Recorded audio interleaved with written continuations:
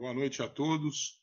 Nós vamos dar continuidade ao curso organizado pela Associação Médico Espírita, em conjunto com o Grupo Espírita Caiba Schutel. Nós estamos estudando o livro Entre a Terra e o Céu e vamos hoje estudar o capítulo 12, Estudando Sempre. É um capítulo bastante interessante, temos bastante assunto para tratar. O capítulo começa com a despedida da Antonina e da outra mãe do lar da bênção, né? Elas são primeiro a mãe do menino louro é deixada em casa. O livro não identifica quem ela é. Existe essa descrição, né, com relação aos espíritos. Muitas vezes a gente sabe que na obra do André Luiz os nomes são trocados para proteger, né, a privacidade das pessoas que deixam que as suas vidas sejam retratadas para nosso ensinamento, para nossa edificação, né? Mas o fato é que as duas são trazidas de volta do lar da bênção e também da casa da irmã Blandina, onde foram feitas as visitas pelo ministro Clarencio, pelo André Luiz e pelo Hilário, né? E é colocada essa imagem bastante bonita, porque eles estão vindo das cidades espirituais, eles estão num patamar mais elevado, né, a grande distância, para falar a verdade aqui, da nossa, né, do nosso patamar de vida, né? E aí a beleza da natureza se impõe e eles vão voltando desse auxílio que eles foram prestar a Antonina, dessa visita que ela foi fazer ao lar da bênção, né, porque um dos filhos dela desencarnou prematuramente. E aí o Clarencio vem, e como eu disse, primeiro restituiu a mãe que não é identificada, essa mãe desse menino louro. Ele tem com ela os costumeiros gestos de ternura, e deixa ela na residência dela. Ela está aparentemente mais tranquila do que a Antonina, como nós vamos ver na sequência, porque ela simplesmente pôde ser deixada pela equipe em casa, enquanto que a Antonina vai receber uma assistência diferenciada. E depois, mais para frente, a gente vai entender o porquê. A Antonina, então, ela é mãe de 4 filhos. Ela não sabe se por que razão, né? Na realidade, o livro conta a razão, mas segundo o tempo que estamos vivendo, não teria razão para ser abandonada pelo marido. E o marido foi embora do lar e a deixou com 4 filhos. O mais velho é o Haroldo, depois tem o Henrique, o Marcos, que desencarnou com fulminante pneumonia, e ela foi visitá-lo lá no lar da bênção, e a Lisbela, que é a filha caçula. Só para a gente trazer a contexto essas informações, para lembrarmos como é que foi os capítulos anteriores, né? E aí a Antonina, ela voltando, ela sente uma certa tristeza, porque ela pôde rever o filho dela. Então, aquela alegria, aquela ligação que nós temos, sobretudo com aqueles que nós amamos e que são mais próximos de nós, tá? E ao entrar na casa, ela começa a sentir o ambiente e de repente ela começa a se sentir lembrada dos outros filhos, do Haroldo, do Henrique e da Lisbela, e sentir a responsabilidade, mesmo o carinho que ela tem por eles. E aí o ministro Clarencio percebe que ela não tá bem, que a situação a emocionou demais, e ele acaba aplicando pela primeira vez nesse capítulo, depois ele vai fazer isso de novo. Ele aplicou um passe para ela sobre os centros corticais, e ela começou a relaxar e até meio que se desmontou. Por isso que eles colocam aqui a questão de que ela ficou como se tivesse uma vertigem.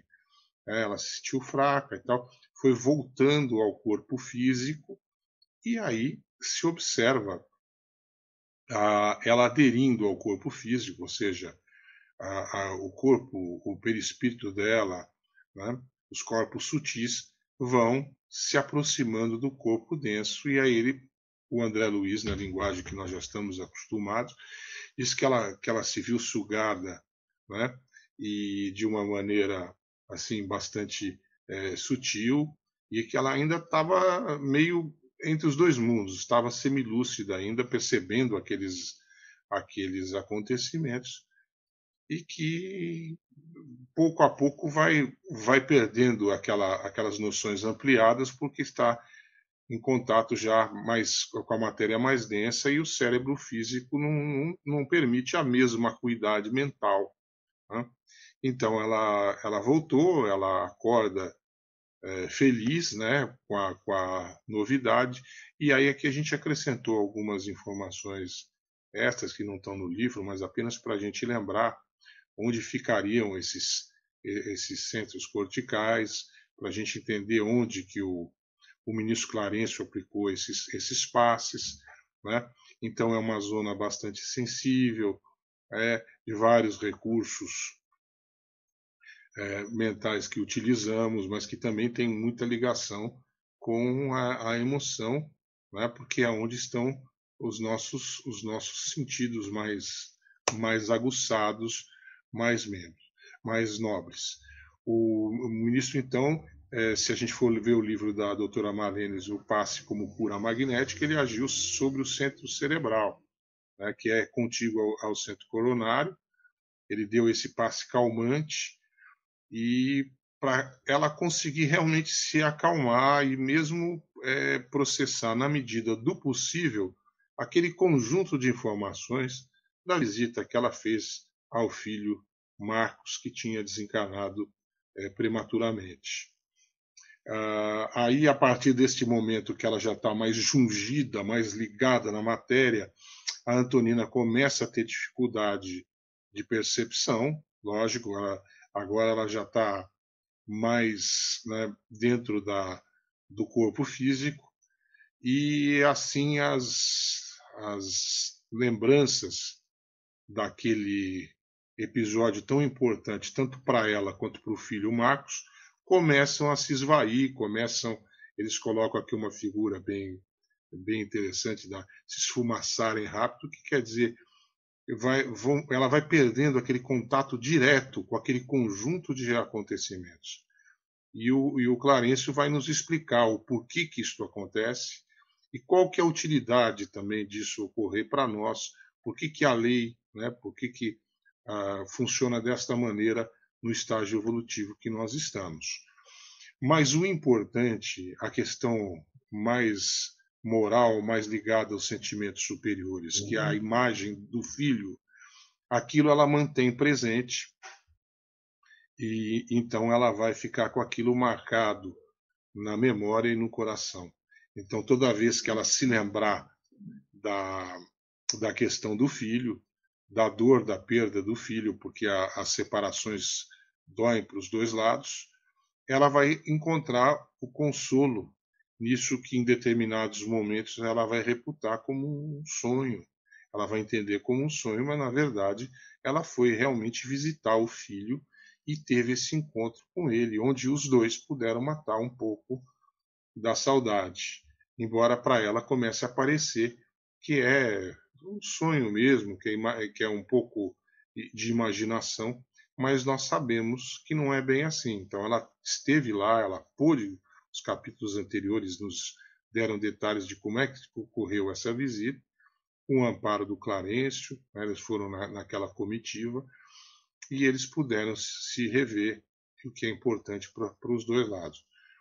E aí uma outra distinção que o texto vai colocando para nós é que a lembrança do filho realmente é a coisa mais importante, e essa lembrança ela vai ficando mais selecionada. Aqui me faz lembrar um comentário que não é evidentemente científico, mas de senso comum. Quando a gente vai ficando mais velho, isso fica mais nítido. Existem lembranças que são mais marcantes de acontecimentos que realmente foram importantes na vida da gente, e a gente costuma, ao envelhecer, as pessoas costumam lembrar com uma frequência maior desses acontecimentos mais importantes. É um mecanismo para você, inclusive, conseguir se fortalecer com as boas lembranças, e aqui a Antonina faz isso com relação à lembrança do querido filhinho Marcos. né?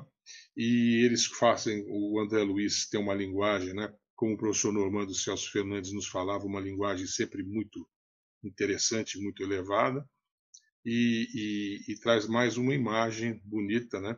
De guardar no cofre, né? De guardar no fundo do coração, aquela visita que ela pôde fazer com a autorização, porque tudo envolve preparação dos espíritos superiores para que ela pudesse rever o filho no lar da bênção. E, afora isso, os detalhes, afora a parte do sentimento, os detalhes da visita realmente vão ficando cada vez mais esfumaçados, ou cada vez mais. É, eles até falaram uma expressão, esbatidos, ou seja, vão ficando realmente esquecidos dentro da memória. O importante é a certeza de que ela reviu o filho. Né? O momento que isso aconteceu foi um momento de grande emoção, e esse momento que é importante fica retratado por ela, né? Como a gente está vendo aqui, ela vai lembrar que ela reviu o filho, e isso para ela vai ser muito importante para que ela ganhe força nas lutas da existência, inclusive no amparo aos outros 3 filhos. Aí o ministro, novamente, nesse momento que ela lembra de maneira mais forte, mais presente, esta emoção, essa alegria intensa de rever o filho, novamente o ministro Clarence se aproxima dela e a envolve com fluidos calmantes, que é justamente para que ela possa reter a recordação, mas sem turbar, sem perturbar, né, o equilíbrio orgânico que o excesso de emoção sempre pode nos ocasionar. Tá? E aí ela olha para o lado, é muito interessante essa colocação, porque ela olha para a filhinha caçula, para a Lisbela, e ela vê outras responsabilidades que ela tem presente com os outros filhos que aqui estão. Então, ela realmente não vai guardar os detalhes de tudo aquilo que aconteceu, do voo extraordinário, da visita no lar da bênção, porque o que importa mais é o aspecto moral, e mesmo que essa lembrança que ficou incrustada no coração dela sirva de apoio para as boas atitudes, as boas condutas que é uma mãe cristã, precisa continuar tendo. Né? E essa questão da aceitação, a gente vai ver mais para frente, para os 2 lados, essa aceitação da separação é sempre um elemento muito difícil. Né? Então, realmente, aquela imagem do barco que os gregos já usavam, né, para significar o que era a grande viagem, né, a morte. Então, na Terra ficamos aqueles que estão aqui do lado de cá encarnados, e o barco vai se distanciando para o reino ou para o mundo espiritual, levando aquele que está partindo, até o momento que ele some no horizonte. Nós sabemos que eles vivem, que eles permanecem vivos, mas não os vemos de maneira positiva ou tátil, como fazíamos aqui. E essa saudade, ela realmente alimenta em nós a percepção da vida espiritual, porque não é possível que tanto amor, tanto sentimento tenha acabado se dentro dos nossos corações ele sobrevive. E aí o Hilário fica admirado, fica até certo ponto indignado pelo fato de que essa recordação ela não nos é permitida. E aí o ministro Clarence vai explicar para ele por que isto acontece. Mas é aquilo que o próprio ministro Clarence já fez nas suas 2 intervenções anteriores. Nós nos emocionamos demais quando temos esse tipo de sonho, este tipo de lembrança viva das visitas dos parentes, daqueles que nos precederam na viagem de volta.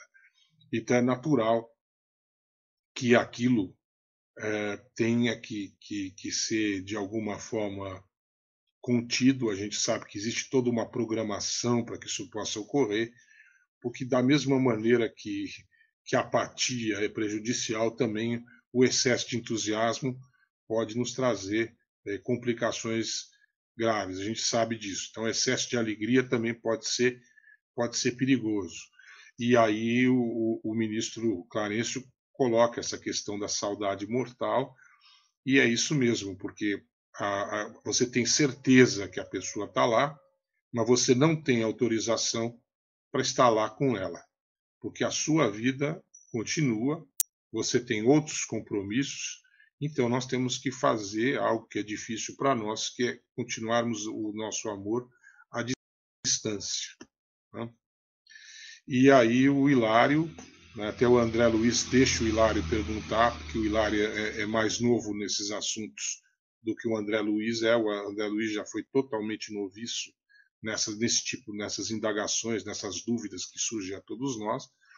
E aí o Hilário diz que isso é lamentável, e aí o ministro Clarencio explica para ele que não é bem assim, que cada estágio da vida tem as suas alegrias, as suas tristezas, como a gente ouve das pessoas mais velhas que têm uma boa formação, e em especial daqueles que têm uma grande longevidade. Eles sabem aceitar, né, os diferentes estágios da vida, aquilo que pode nos dar felicidade, no sentido mais amplo, mais espiritual da palavra, mas sabendo que se a gente exagerar também a gente pode ter efeitos deletérios, efeitos negativos. E o ministro explica isso dizendo que realmente tudo tem que ser dosado, porque senão até o mel, que é uma delícia, né, que a gente viu no slide anterior, pode se transformar num laxativo. Tudo que é demais faz mal. Isso é uma coisa que todos nós sabemos. Agora, neste tipo de manifestação, nesse tipo de reencontro de almas que acontece por interesses afetivos superiores, e por isso ele é planejado, ele é autorizado, não pode haver nenhum tipo de excesso, porque tanto o Marcos vai ter que, por enquanto, permanecer no lar da bênção, e, portanto, longe da sua mãezinha Antonina, quanto a Antonina também, presa aos compromissos da terra, não vai poder se afastar dos 3 filhos para ficar com o Marcos, apesar da saudade gritante que ela sente e que é bastante compreensível. E esta parte final aqui, que o Clarencio traz para nós, é a questão da gente lutar dignamente até o fim do corpo. É a atitude positiva, aquilo que a nossa companheira Sandra Marinho colocou e coloca com muita cuidado, a questão da resiliência. Nós temos que sempre recomeçar, estarmos abertos à experiência da vida sem amarras, sem a experiência ela é interessante, mas ela não pode ser um obstáculo para que o inesperado aconteça, porque nós, na condição de criaturas, não dominamos os acontecimentos. E aí nós vamos agora fazer um pequeno break aqui, uma pequena pausa, aproveitando essa questão da luta digna até o fim do corpo, e acaba remetendo para uma questão muito importante, muito difícil, que é a questão da morte correta, da morte no tempo certo ou na morte natural, um assunto que gera polêmica fora do meio espírita, mas que no meio espírita é bastante claro.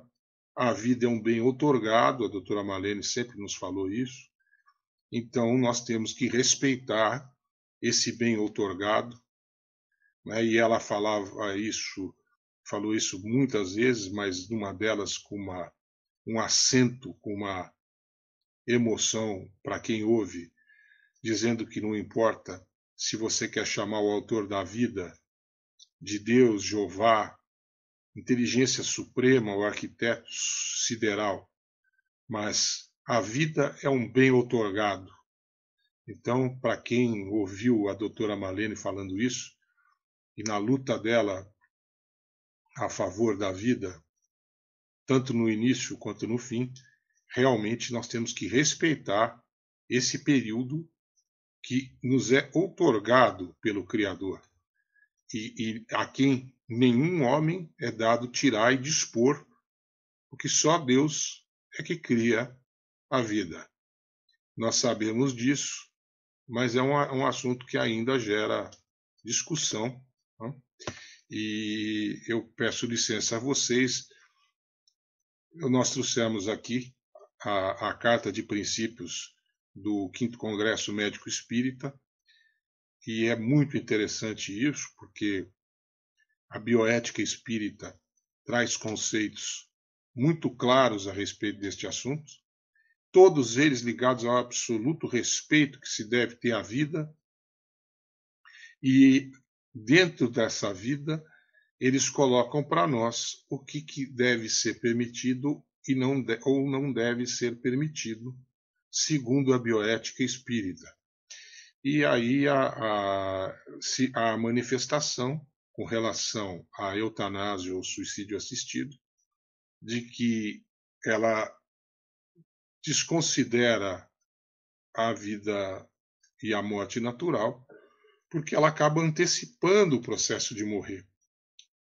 No momento que você antecipa o processo de morrer, né, você acaba desrespeitando a vida, porque ela ainda se faz presente e com amplas possibilidades e com dignidade até o fim desse contínuo dado pela morte natural ou no tempo certo. Isso não quer dizer que se deva estender a vida através da obstinação terapêutica. Há aqui um ponto de consenso, já existe muitos estudos sobre isso, e que não cabe a obstinação terapêutica, né?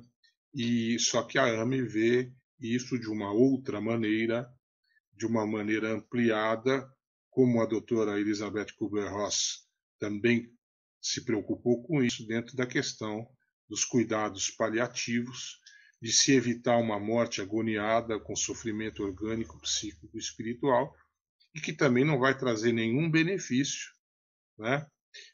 Cientes que deve-se respeitar também as questões espirituais nesse momento, que é um momento de transformação, um momento de passagem de um ciclo de vida para outro ciclo de vida. E depois existe a referência à ortotanásia, mas como não existe ainda uma concordância absoluta com o que significa a ortotanásia, que às vezes ela é aplicada para significar a eutanásia passiva, ou seja, você está adiantando o fim do ciclo natural, o que não se admite, porque a vida é um bem outorgado, a vida é o maior bem que existe. Então deve-se respeitar, mas aquele paciente que já adentrou no processo de morrer, ele faz jus a morrer sem dor, se possível em companhia da família, com respeito aos seus medos, seus desejos, suas esperanças, suas crenças, enfim, fazendo tanto quanto possível com que este momento não seja um momento de dor, mas um momento de compreensão do fim do ciclo vital, né? Então essa fase terminal da nossa vida, essa fase onde se adentra o processo de morte, se sabe que traz importantes reflexões não só para o espírito, mas também para os parentes, os amigos, na reflexão importante que nosso querido professor Paulo Severino sempre fez sobre como valorizar o tempo, porque o tempo não é um bem infinito. O tempo de ontem não é o tempo de hoje e não será o tempo de amanhã. Então, que nós possamos celebrar a vida, viver de uma maneira correta, dentro de princípios morais, etc., mas sabendo respeitar até o final essa questão de que somos espíritos, somos almas imortais, e até esse último momento pode haver mudança de comportamento, ou pelo menos de pensamento, com relação ao significado da vida e tudo mais. Então, devemos respeitar esse momento final do processo da vida, ou iniciado quando da fecundação, e que deve ter o fim do seu ciclo natural. Tá bom? Nós vamos voltar agora para o texto do livro. Essa questão aqui é muito bonita, essa expressão, e muito própria, é isso mesmo. Você lembra do quadro, mas o quadro está desbotado. Então ela fez a visita no lar da benção, reviu o filhinho querido, reviu o Marcos, mas ela não lembra exatamente como ela chegou lá, a viagem, o voo extraordinário que ela fez até o lar da benção, e tudo mais que ela viu que não tem ligação com a questão moral referida de rever o filho, angariar forças novas que lhe estão sendo permitidas e continuar na missão de ser mãe dos outros 3 filhos que aqui permanecem. E é uma mãe, pelo que nós vimos no capítulo 6, uma mãe cristã, uma mãe que se preocupa em cultivar o evangelho no lar e também em cultivar o perdão, que é uma coisa muito difícil, também envolve um processo, mas que nós temos que lutar para aplicar no nosso dia a dia, porque nos livra de muitos problemas, mágoas e ressentimentos, que se nós não soubermos perdoar, nós vamos levar isso conosco na nossa passagem para a pátria espiritual. Ela volta a dar essa ênfase ao texto, né, que ela sabe que o Marcos continua vivo, eles vivem, né, e que isso é um alimento para o coração. Então isso fica marcado nela de uma maneira que ela, até animicamente, vamos dizer assim, ela vai poder lembrar desse sonho, dessa passagem marcante da vida dela, e aurir forças novas para ela continuar trabalhando pelo bem dentro de si mesma e dos filhos que a ela compete educar. Né? Nós vimos o Haroldo, o Henrique e a Lisbela, a caçulinha.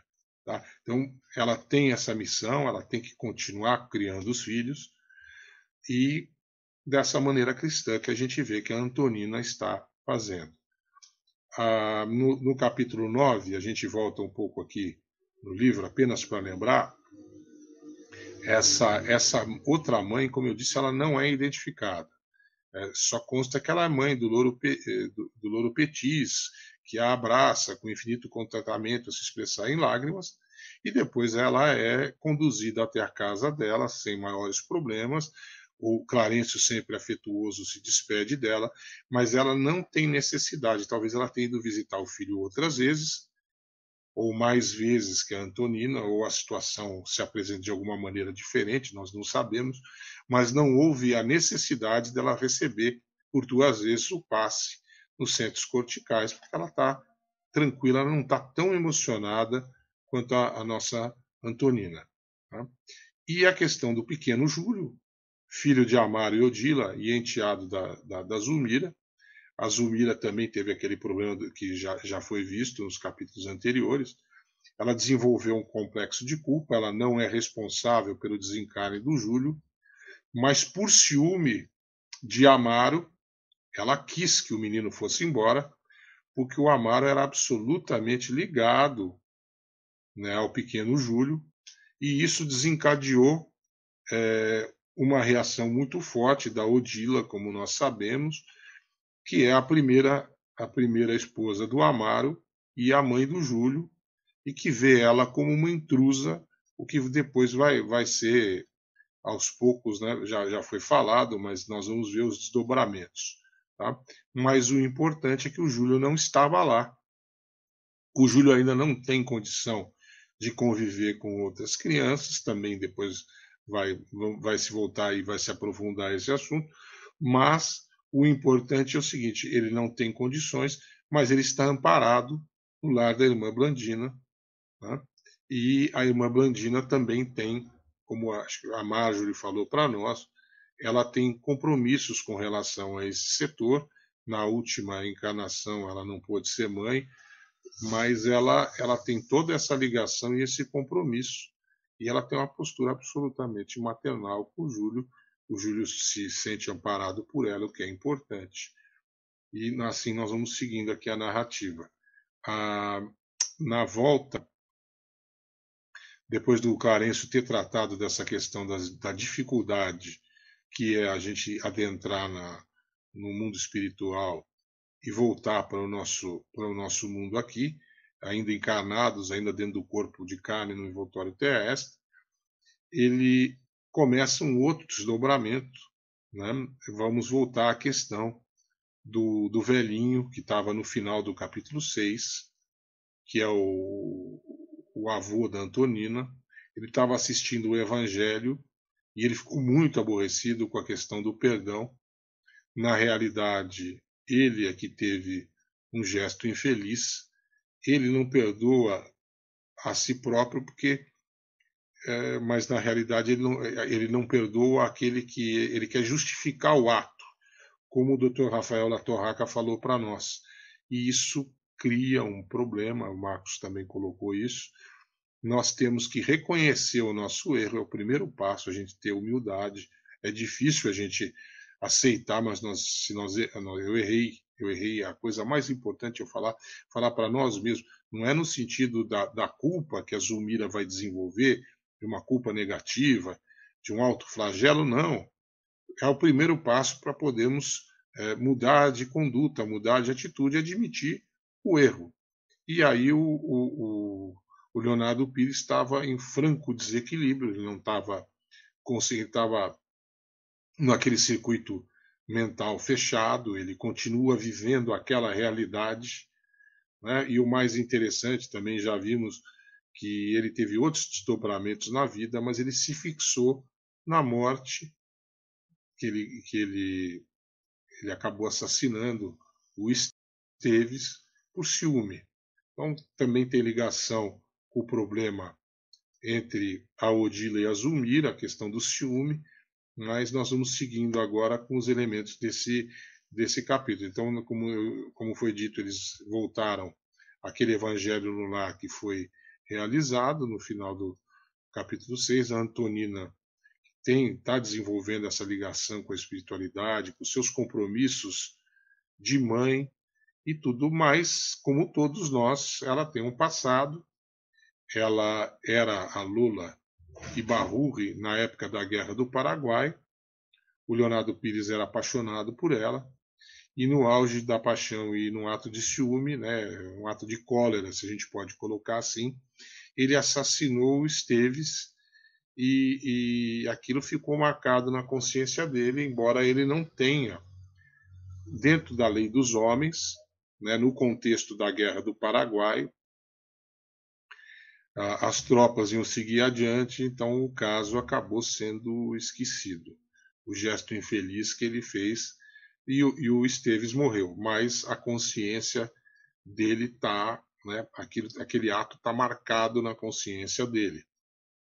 E aí começa uma análise preliminar, vamos dizer assim, que vai ter desdobramentos no capítulo 13. O ministro Clarencio depois vai explicar por quê, mas eles começam a analisar o estado do Leonardo Pires, por que ele está naquele. E aí eles veem que ele está dormindo numa cadeira, e aí o Hilário começa a indagar o porquê.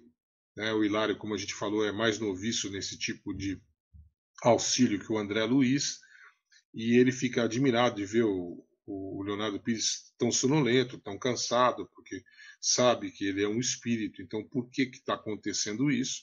E aí o ministro Clarencio vai explicando que ele está muito ligado, muito materializado, e que ele acaba se ligando aos fenômenos físicos como se vivo ele estivesse.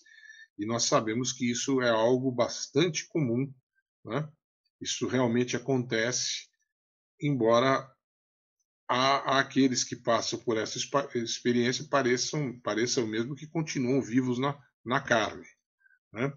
E aí o André Luiz ele fica quieto e deixa que o Hilário vá fazendo as perguntas, inclusive o porquê desse estado tão materializado né, do nosso amigo do ancião, do avô da Antônia, do Leonardo Pires, por que ele está tão materializado, e o Clarencio vai explicando. Então ele vai trazendo as noções sobre como que é a nosso psicossoma, como é que é a nossa psicosfera também, porque conforme nós vamos vivendo, nós vamos criando em volta de nós um ambiente de vida do qual nós vamos aurindo forças novas ou vamos agravando situações, né? E ele explicando que justamente por causa da nossa diferença de sentimentos, de pensamentos, de ações, que não existem perispíritos iguais, né?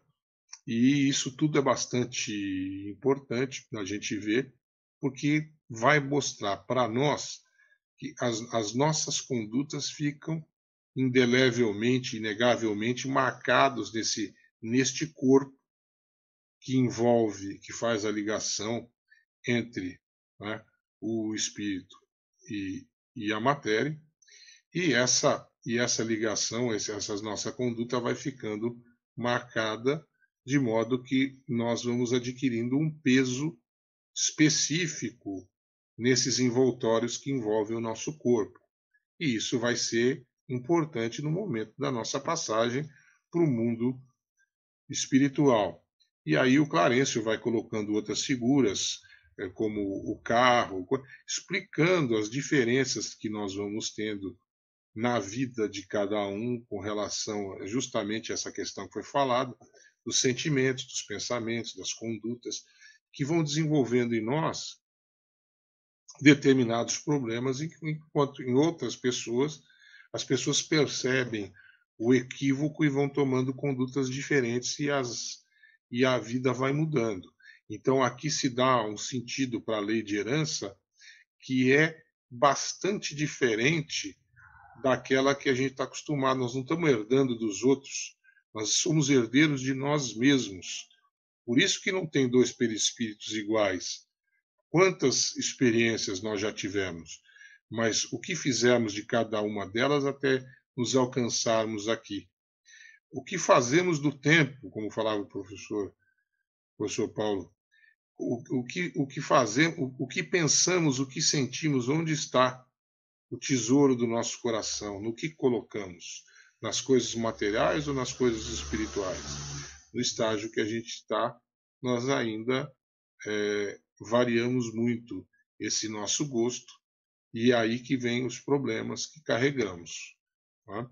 E um desses exemplos de dificuldade que nós atravessamos, eu não gosto daquela expressão alcoólatra, eu acho que é tecnicamente não é feliz. Eu até dei uma olhada aqui no dicionário, fala que o alcoólico é um eufemismo. Eu acho que é mais do que um simples eufemismo. Você está mostrando que a pessoa é um dipsômano, ele é um dependente do álcool, né? Então dá um outro enfoque para este problema, como nós temos outro tipo de vício que às vezes não aparece, outros vícios mentais, outras lavas mentais, e que precisam ser combatidas e que a gente traz para cá.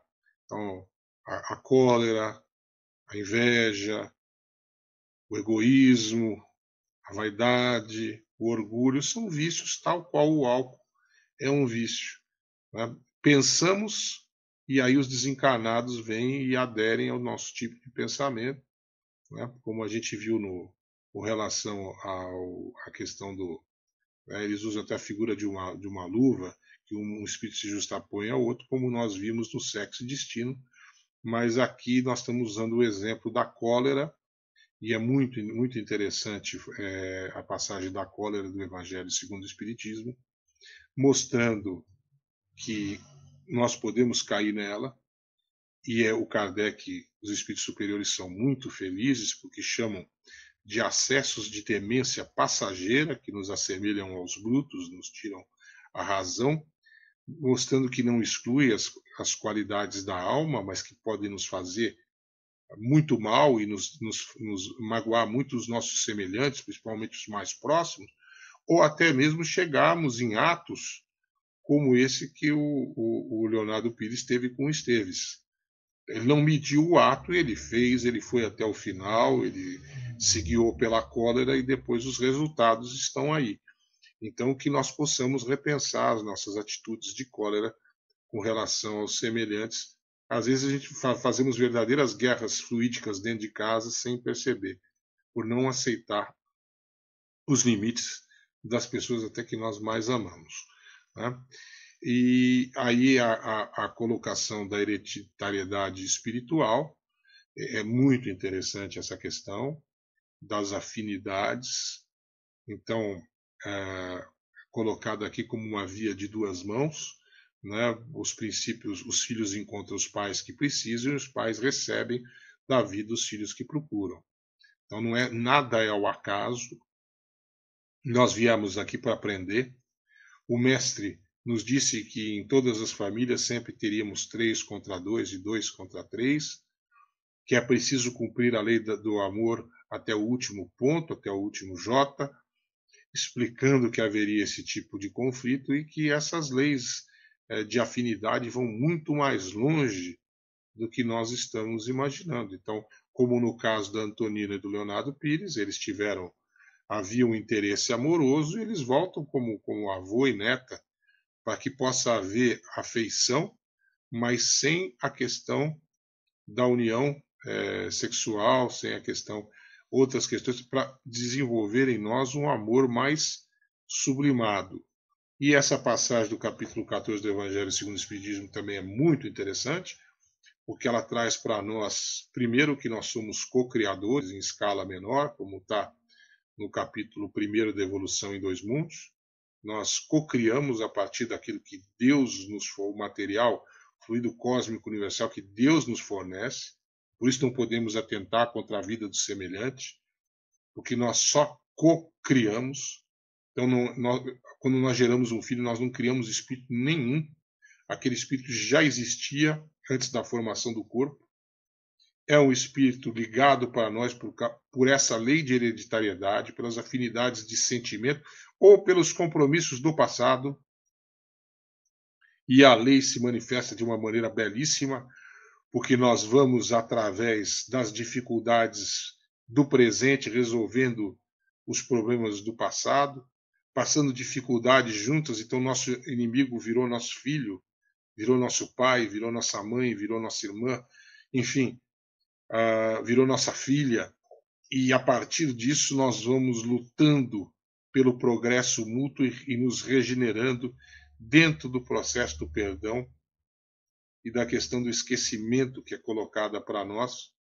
Fica como na viagem, no voo sublime que a Antonina fez, fica o sentimento moral, fica a questão moral da afinidade com o filho Marcos, como fica a nossa afinidade com aquelas pessoas que já construímos esse caminho, porque nada é por acaso, e a nossa dificuldade com aqueles com os quais lesamos ou fomos lesados, ou lesamos e fomos lesados, e que agora nos cumpre reparar. Então, essas ligações são todas para o nosso bem, apesar de difíceis, né, quando estamos a caminho. E devemos, né, a oferenda mais agradável a Deus é o perdão e a continuidade. E esse é um sentido muito bonito que o livro A Terra e o Céu nos traz aqui, nos exemplifica e vai mostrando os instrumentos que a espiritualidade superior se utiliza para resolver problemas que muitas vezes, né, todas as vezes, fomos nós mesmos que causamos. Né? E aí uma questão que é muito interessante, essa questão, como nós julgamos nossos semelhantes, como nós fazemos esse tipo de comparação. Falamos mal de fulano ou beltrano, dizendo, puxa, aquele cara, filho daquele cara maravilhoso, é uma porcaria. Puxa vida, mas será que é isso mesmo? Será que nós devemos nos referir aos outros dessa maneira, quando na verdade todos estamos aqui para aprender, embora em estágios diferentes? E se o professor não vai ajudar o aluno porque o aluno é ignorante? Como é que nós vamos evoluir? Como é que nós vamos aprender? Então vem esses espíritos maravilhosos em todas as famílias nos ensinar, e vem outros que estão em dificuldade, que estão recomeçando, que estão lutando. E aí vem essa grande lição que o Clarencio nos traz, dizendo que vem esses espíritos de escola em cada família. Toda família tem um espírito assim mais desenvolvido, com essas qualidades superiores da própria alma. Não se trata de qualidades materiais, não. Se trata de bondade, caridade, se trata de amor ao semelhante, se trata de exemplo, de luta contra o egoísmo, contra o orgulho, contra a vaidade, a favor dos outros. Esses espíritos vêm nos ensinar. Então, quando a gente pensa nos grandes gênios da humanidade e tudo mais, que tipo de gênios nós estamos falando? Nós estamos falando daqueles que venceram as coisas materiais ou nós estamos falando daqueles que venceram as grandes dificuldades espirituais? Né? Então, também precisamos ver que existem compromissos que estão acima de outros compromissos. E os compromissos espirituais estão acima de tudo. Então, por isso que muitas vezes em famílias abastadas vêm crianças com deficiência, com dificuldade, porque para essas famílias é um auxílio importante, eles têm a possibilidade de auxiliar e ao mesmo tempo são auxiliados. Né? O ministro Clarencio ele acrescenta que a gente acaba alcançando aquilo que a gente busca. E lembrando que quando nós estivermos em outro patamar de sentimento mais quites com a lei, nós vamos poder alcançar o patamar de conviver com, mas porque nós construímos o caminho, com vários espíritos que nos amam e que nós amamos. E aí vamos ter esses rasgos sublimes de amor, desse amor sublimado, desses instintos que foram dominados pelos sentimentos superiores. Né? E aí ele acrescenta ainda que a nossa vida é aquela questão do psicossoma, ou mesmo da psicosfera que a gente cria entre nós. Numa cidade grande, por exemplo, tem muito isso, aí o pessoal fala egrégora, todos aqueles pensamentos desencontrados da cidade grande, sem fraternidade, sem amor, sem outros tipos de pensamento, o ambiente vai ficando pesado. E nós vamos fazendo isso em escala menor, nós vamos co-criando isso em escala menor, em volta de nós, através dos nossos pensamentos. Nós podemos adoecer por causa dos nossos pensamentos, por causa dos nossos, em razão dos nossos sentimentos. Então, essas criações que às vezes a gente não percebe que faz, de tédio, ódio, desencanto, aflição, tantas vezes nós fazemos, nós temos que lutar para substituir por outros sentimentos, por outras condutas, porque elas vão se impregnando em nós sem que nós possamos perceber. Nós vamos criando verdadeiras prisões para os nossos espíritos. Então isso é muito importante. E aí o Hilário, o André Luiz é muito feliz ele recua para deixar o Hilário fazer os questionamentos, como fizeram para ele, né? Olha, a grande lei da solidariedade. Então, antes, o André Luiz não aguentava, ele perguntava. Não, agora ele já tá mais experiente nessas lides espíritas, então ele vai e deixa que o Hilário, que é mais noviço, faça as perguntas e mostrando a importância do trabalho no bem, como trazendo a possibilidade, gerando, né, outros instrumentos, e até outros caminhos. É impressionante isso. Em determinados momentos, sem levar para nenhuma questão ou nenhum acontecimento particular, mas nós podemos reparar que em determinados momentos, mudando a nossa postura mental, realmente nós encontramos caminhos novos para poder resolver, às vezes, velhos problemas que nós antes considerávamos insuperáveis, mas que às vezes não são. são às vezes os maus sentimentos, a má vontade que nós temos com aqueles problemas também nos fazem transformá-los em muito maiores do que na verdade o são. Tá? E aí essa questão que eu acho que o Marcos colocou para nós na apresentação anterior, do não exclusivismo, da questão de que todas as religiões, todas as filosofias que pregam a melhoria moral do homem trazem isso para nós, ou seja, esta possibilidade de agirmos de uma maneira fraterna com aqueles que nos rodeiam em diferentes situações, e que isto vai nos trazendo uma nova condição espiritual. Nós vamos nos desgarrando um pouco mais, e aos poucos mesmo isso vai ocorrendo, das nossas velhas algemas, desses maus sentimentos, do orgulho, da vaidade, da presunção que ainda nos faz muito mal. E aí colocando essa questão da superação dos obstáculos, né? E lembrando que o mundo material, infelizmente, traz muitos convites que nos deixam com dificuldade para fugir dos velhos hábitos. É aquilo que o nosso querido Maida, João Batista Maida, nos traz sobre o voo da galinha. Nós estamos às vezes tão acostumados com determinadas atitudes, nós agimos no automático. Agir bem, às vezes, é muito difícil. Então, para que a gente possa alcançar outros patamares, primeiro temos que mudar o sentimento e sair dessas reações instintivas do nosso cérebro reptiliano, né, do nosso sistema de reações automáticas e instintivas, e buscar patamares mais altos, né, de sentimentos superiores, da razão, mas da razão orientada pelos bons sentimentos. Né? E aí o Clarencio vem chamando a atenção de como é que deve ser feita essa limpeza do perispírito, do psicossoma, como é que a gente vai ficando com ele mais diáfano, mais sutil, e é muito aos poucos e através dessa luta pela melhoria das atitudes, da nossa conduta, dos sentimentos, até com as ocorrências que nos acontecem com a vida, né? E essa busca que deve ser até o último momento da nosso caminho para o bem, né? Então, essa renovação de sentimentos, de condutas, que no final é para isso que nós estamos aqui.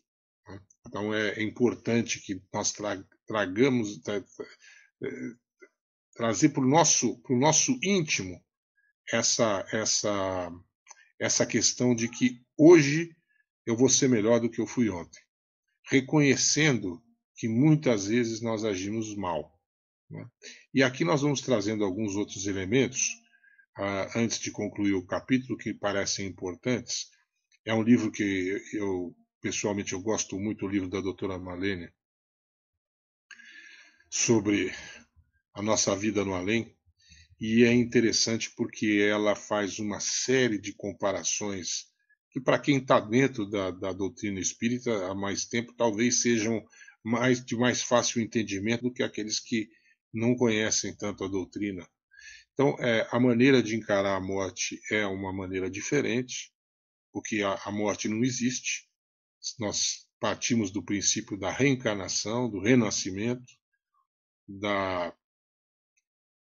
inexistência do inferno, no sentido, não existe a punição eterna, o que existe é a responsabilidade e a vinculação ao mal que fazemos ou ao bem que deixamos de fazer, mas não como uma característica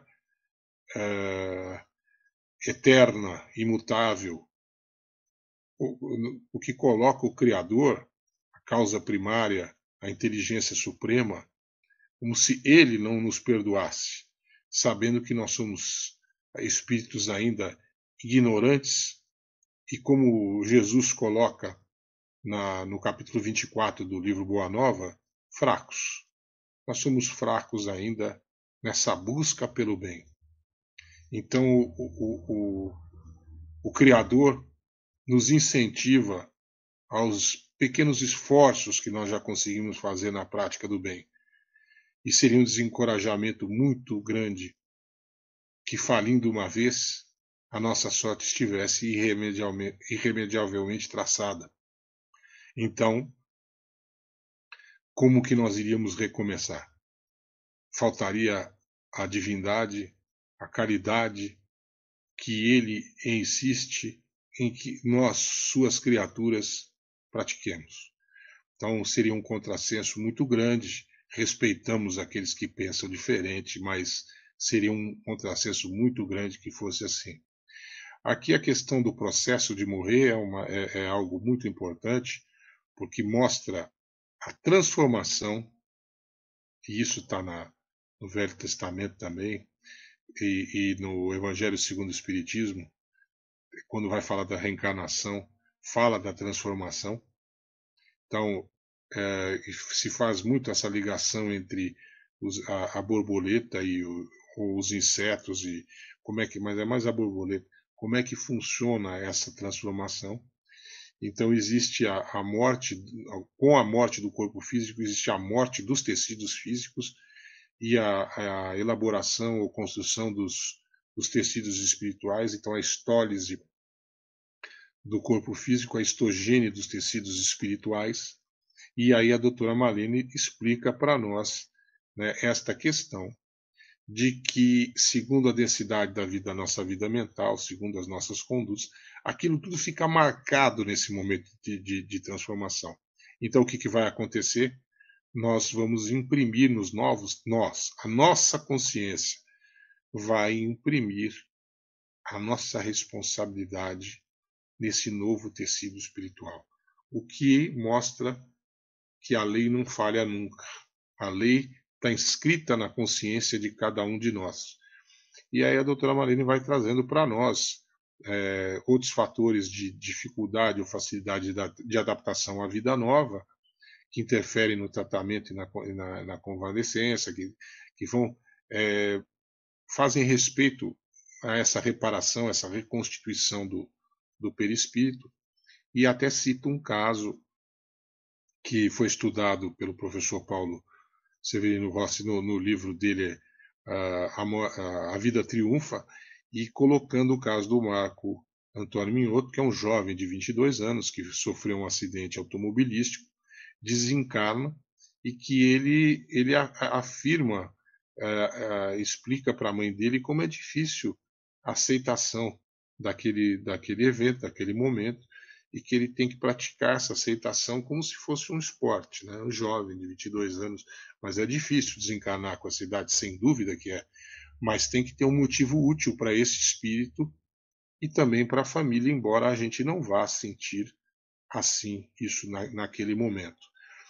E a doutora Malene colocando que a aceitação da desencarnação é realmente, a doutora Elizabeth Kubler-Ross, a doutora Malene falava para nós dela, a partir do momento que você aceita a morte, e você não trata a morte como inimiga, como fala até um autor, acho que é o Namba que fala isso,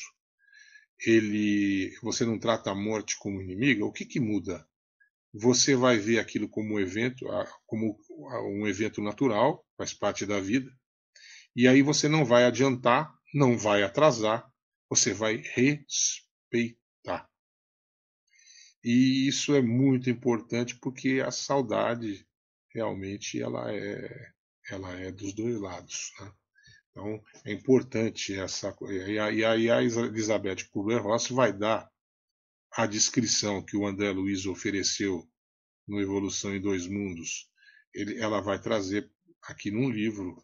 Ela acompanhou, psiquiatra suíça, acompanhou vários casos de morte, e ela começou a estudar também as EQMs, e ela colocou, é muito feliz a colocação dela, ela diz que na visão dela seriam 3 etapas, fases ou estágios da morte, e que isso se daria quando o casulo, né, ele vai caminhando para uma condição irreparável, é a hora dos cuidados paliativos, é a hora daquele cuidado com as crenças, com todas as. É um momento de respeito absoluto àquele que está dentro desse processo de morte, mas que, do ponto de vista da consciência, principalmente dos pacientes de EQM, que eles têm uma hora que eles começam a descrever que eles estão sustentados por um outro tipo de energia e que em alguns momentos vem para esse outro estágio, né, que seria a consciência plena ou o amor incondicional, mostrando que existe um outro mundo que nos envolve, que não é um mundo material, e levando a questão da morte num outro patamar de compreensão, etc., com absoluto respeito às crenças de cada um, mas que existe toda uma maneira, um modo de cada um vai se desprender, vai passar, e todos nós vamos passar por esse processo, né? Aí eu fiz que esse aqui é um filme que não é um filme espírita, mas é um filme que retrata esta questão da EQM.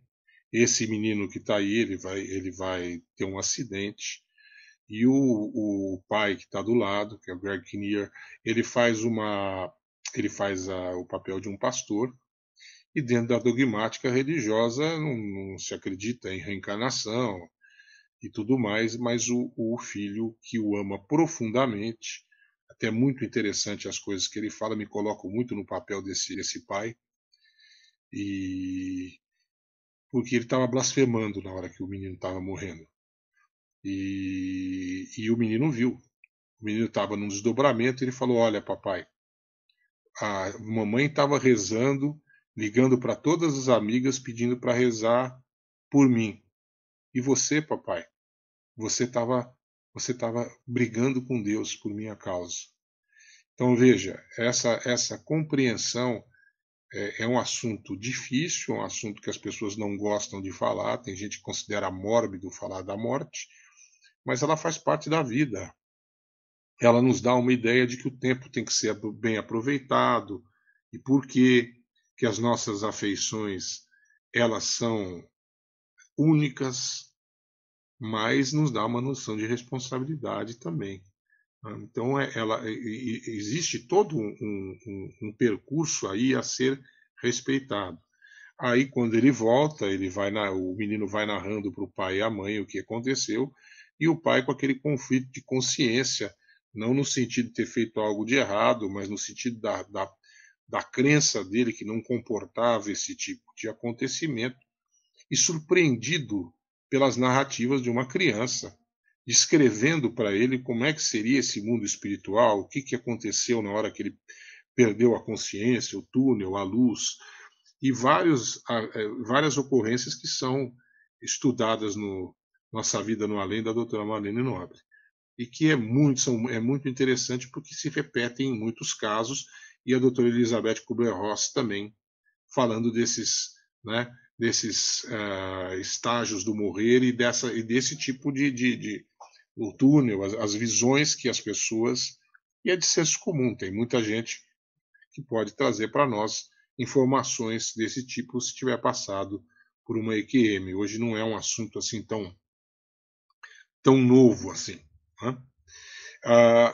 Essa parte acho muito interessante, porque o pai mostra para o filho a fotografia do avô, porque quem vai auxiliar o menino no momento que ele está ali no limbo, não sabe se vai ficar ou se vai ascender para né, a pátria espiritual, é o avô dele.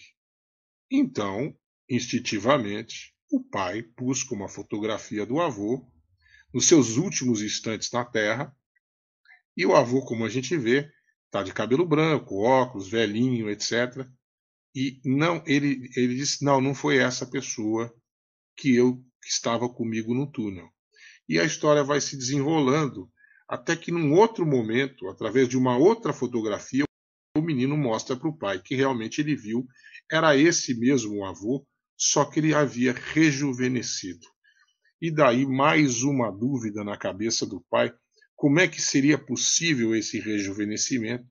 Então nós vamos de novo na nossa vida no além, e aí uma questão que a doutora Marlene traz para nós, ela vai identificar o espírito que passou por isso, mas é o Grise, ele contando o tipo de pensamento que o pessoal ia insuflando nele na recuperação, que era para ele para lembrar da época da mocidade, da saúde, da época que ele tinha intensas atividades físicas e tudo, para ajudar a reviver as células adormecidas, né, naquele momento em que nasceram as novas as novas células na histogênese dos tecidos espirituais, mas mentalmente, como ele desencarnou com idade, ele não está pensando, puxa, agora eu posso voltar a fazer as coisas que eu fazia na juventude.